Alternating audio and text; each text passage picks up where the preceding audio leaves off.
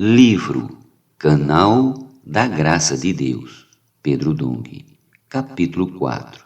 Tema desta semana: encher-se do Espírito para o viver humano normal. Parte 2.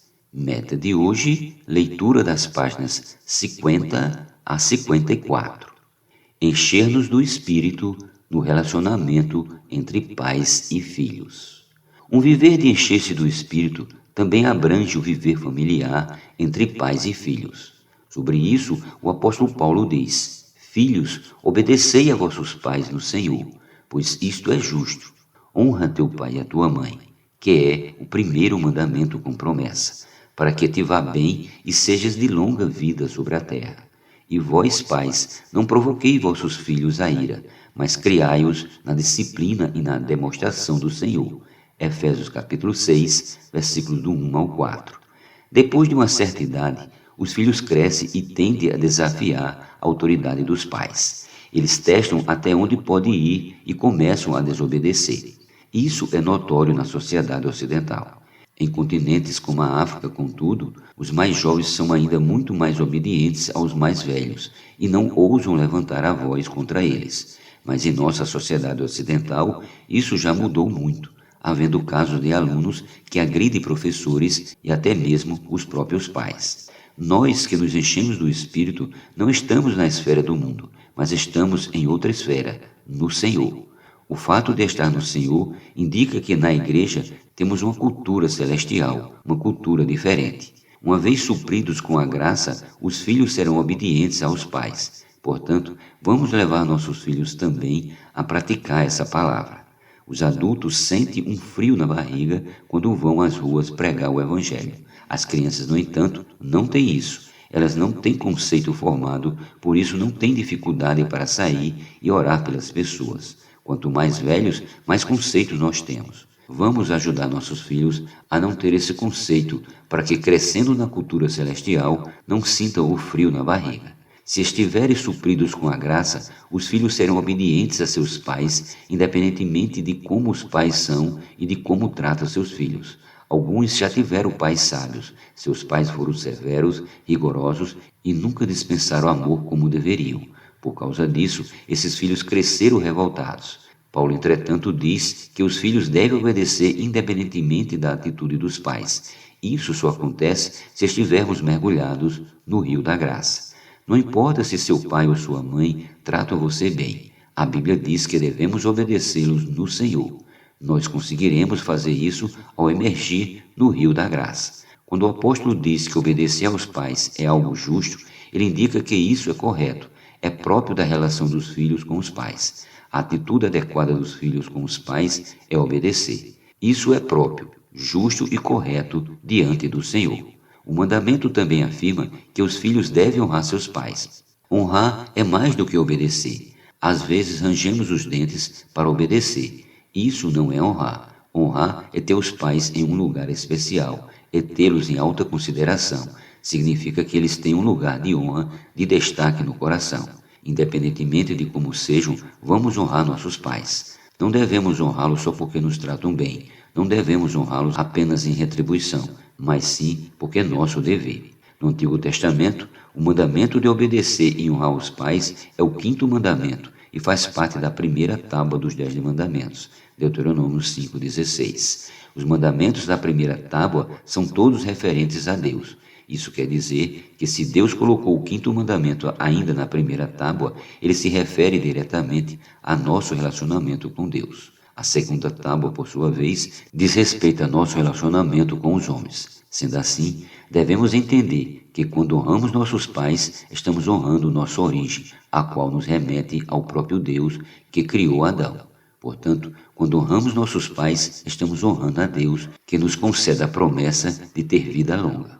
Mas essa vida longa não é para que tenhamos uma vida de pecados, mas para desfrutar da boa terra, que é Cristo, e possui todas as riquezas da água da graça. Logo, não podemos pensar que honrar nossos pais é uma retribuição pelo bem ou mal que nos fizeram, mas se refere à bênção do Senhor. Se os honramos incondicionalmente, teremos a bênção do Senhor.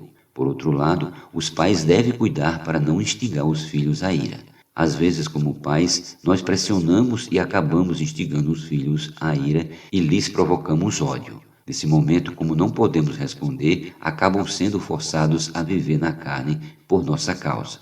Não vamos fazer isso. Embora seja necessário haver disciplina na criação dos filhos, os pais não devem abusar de sua autoridade para pressionar os filhos sem dar-lhe uma saída ou solução. Nunca os pressione por nada, muito menos para apenas mostrar sua autoridade.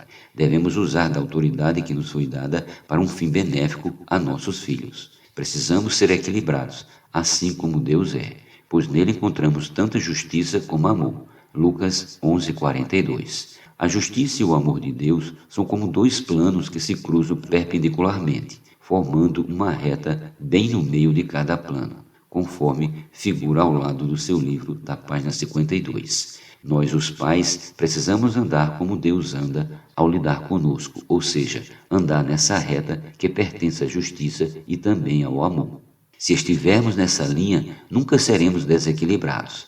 Alguns pais usam somente o amor na criação dos filhos, que cresce sem restrição e sem disciplina. Já outros pais usam somente a justiça e a disciplina, tratando os filhos com rigor, mas sem amor.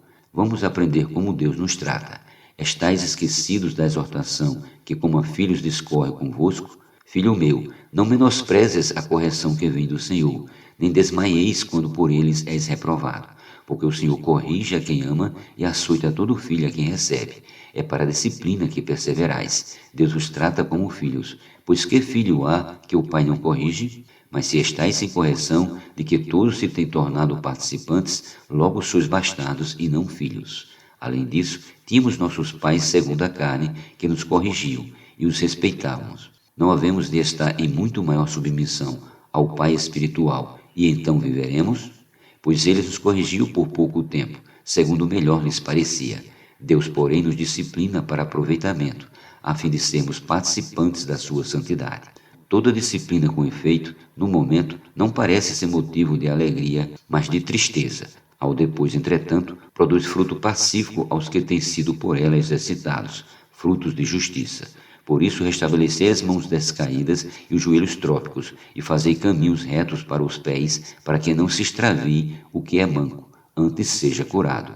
Hebreus capítulo 12, versículos do 5 ao 13. Nosso Deus nos disciplina e nos reprova, porque corrige a quem ama e açoita todo filho a quem recebe. A disciplina que recebemos tem por objetivo tornar-nos participantes da santidade do Senhor. Com isso, aprendemos que criar os filhos na demonstração do Senhor é fazer com que as palavras que o Senhor fala estejam no coração deles. Os pais devem inculcar, isto é, repetir essas palavras aos filhos em casa, no caminho, ao deitar-se e ao levantar-se. Deuteronômio capítulo 6, versículos do 4 ao 7. Isso é pura imersão na palavra.